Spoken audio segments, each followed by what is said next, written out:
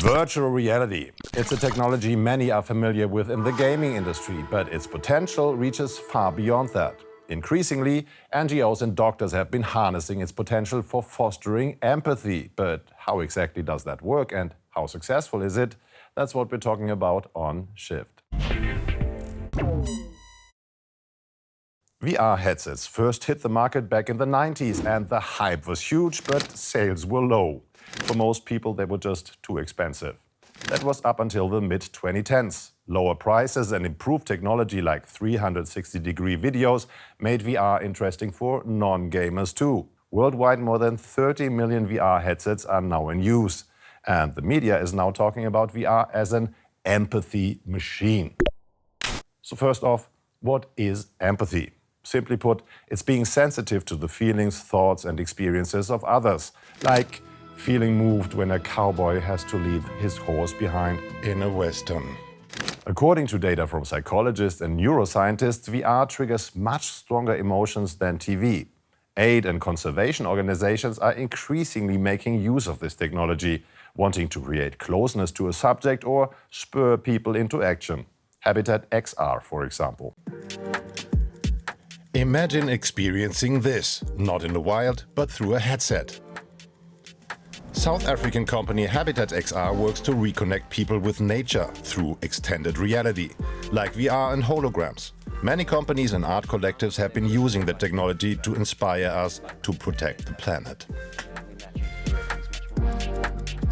So XR technologies allow people to empathize by allowing them to become an active participant inside the story. So by being physically present, a person's mind can't tell the difference between physically being there and virtually being there.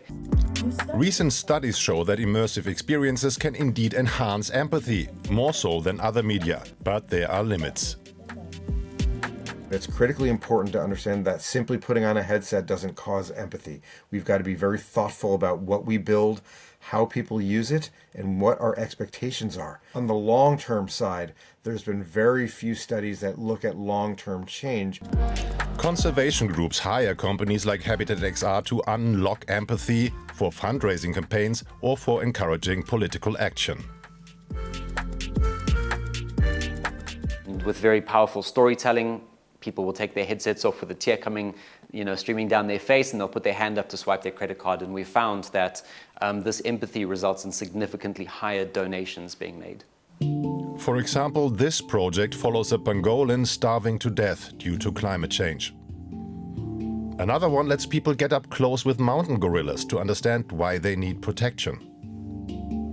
What it does is it, again, democratizes access to gorillas, which is a very ecologically sensitive environment. It's a very expensive thing for people to be able to go and trek with mountain gorillas. It's $1,500 per person for a single hour.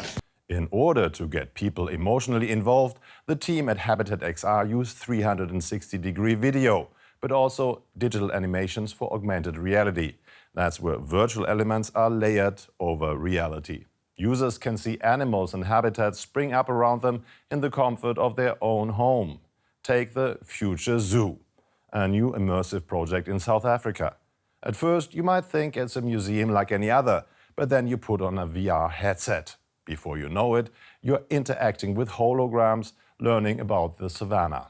Great for kids and adults alike, anyone who wants a taste of unspoiled digital nature. They hope emotion will lead to action for the environment.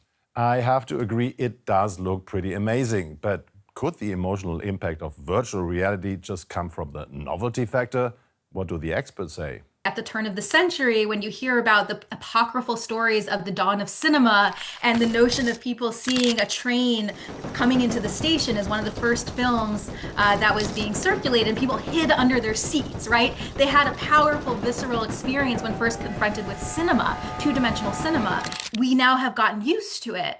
But VR, however, is something that many people are still experiencing for the first time. It is not widespread. And because of that, it can be a really powerful emotional experience just because it is amazing to be fully surrounded both by sound and visuals in an event. VR is engaging and political organizations know it. The UN, for example, used headsets to bring Security Council members directly to a peacekeeping mission in South Sudan. The Council is about to vote on the mission's future, and the VR experience may have played a key role. Follow a herder and his livestock in South Sudan. Watch peacekeepers treat his animals, all in virtual reality. This VR experience was created by the UN to bring viewers up close. Its peacekeepers have been stationed here since the country gained independence from Sudan in 2011 after decades of civil war. In February 2025, Security Council members were the first to be transported from New York to South Sudan, seeing the work of the Blue Helmets up close. The goal? To evoke empathy and understanding for the mission and to show why it should continue. The journey takes the viewer across the country, to a severely flooded area where peacekeepers have built and maintained a dike, to a UN site sheltering over 40,000 displaced people, and to a school where peacekeepers work as teachers. For Nicholas Haysom, head of the mission, the VR experience is a success. It gives you a real tangible sense of what peacekeepers do, which is often lost in discussions and formulaic presentations. Engaging with council members, there was a much greater degree of sympathy with the peacekeeping project than there had been before. Today, anyone visiting the UN headquarters in New York can take part. I really like the storytelling of it all. I really liked being immersed in what the discussions looked like, what the conversations looked like. You could think better of how is it to be there right on location? It could teleport to you in a totally different way than conventional TV like that. A novel insight for the public. But for the Security Council, it's part of their critical decision-making process. In 2026, they decide, will the mission continue, or is this the final chapter? But all this begs the question, is a VR experience really appropriate here? The UN is celebrating the success of its VR initiative, but should productions like these really guide high-level decision-making? Scientists like Lisa Masseri are skeptical. The very same labs that were showing positive pro-social outcomes for some of their early VR experiments also showed how it could, enhance biases and stereotyping as well. Anytime a technology seems like it has a good outcome, we also know that it must have a less good outcome. But remember, VR films aren't neutral. Creators decide how to tell the story, where to hit those emotional notes. But how much can VR really influence our decisions? Professor Jeremy Bailenson and his team are running the tests to find out. At Stanford, they're tracking participant reactions to a powerful VR project on a complex social issue. Homelessness is on the rise. While leaders worldwide struggle to find solutions and public frustration grows, psychology professor Jeremy Bailenson is turning to virtual reality to create a deeper understanding of this complex issue. At Stanford's Virtual Human Interaction Lab in California, he developed the immersive experience Becoming Homeless. It traces the path that pushes people onto the street, putting viewers in their shoes, humanizing their stories, and fostering empathy. When we look at VR and we compare VR to other tools, watching a video, reading about case studies, doing role-playing in the real world, what we find, VR causes behavior change and attitudinal change more than other types of interventions designed to make you think about other people. Listen, I know you're having trouble making rent. In the experience, a narrator guides participants through interactive scenarios after a sudden job loss. Choosing personal objects to sell to make rent. Seeking shelter on a public bus.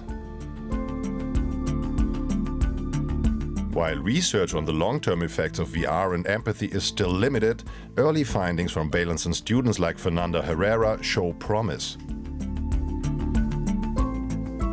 and showed long-term lasting behavioral changes in measures such as how you discuss the homeless when you're writing about them, the types of verbs and adjectives you use to make them more human, to other types of more behavioral measures around intentions to volunteer. Studies on VR around racism and age discrimination yielded similar results. They show that VR can indeed serve as a tool for rewiring how we relate to others. So let's say a VR experience really moves us. Does that mean we'll actually go out and advocate for the homeless or for nature conservation? There are examples of that happening, but usually dedicated action is still needed to bridge the gap. You're given a card about where you can volunteer your time or where you can donate money. And the hope then is that that heightened emotion might lead to overcoming some of the activation energy that often comes with really contributing to these complex problems. These are one step in a larger process of how do you get people involved in these complex social problems. Even if VR can boost our empathy, we shouldn't put all of our eggs in one basket though. If we want to think about VR as an empathy machine, that's totally fine, but it can't be the silver bullet. It has to always be seen as one in an arsenal of tools, many of which are sociological and anthropological as opposed to technical, right? A technological solution will never be the right solution for a societal problem. You always need kind of a mix of technical and social engineering when it comes to fixing the big sticky problems of the world. What Lisa Messeri is saying is that we need awareness campaigns, conferences, sponsorships, or community efforts like a school cleanup day. If we want to go from feeling something to actually doing something and making change, then we need more than just VR. Back in the real world, lasting societal change requires time, money, and commitment. What do you think?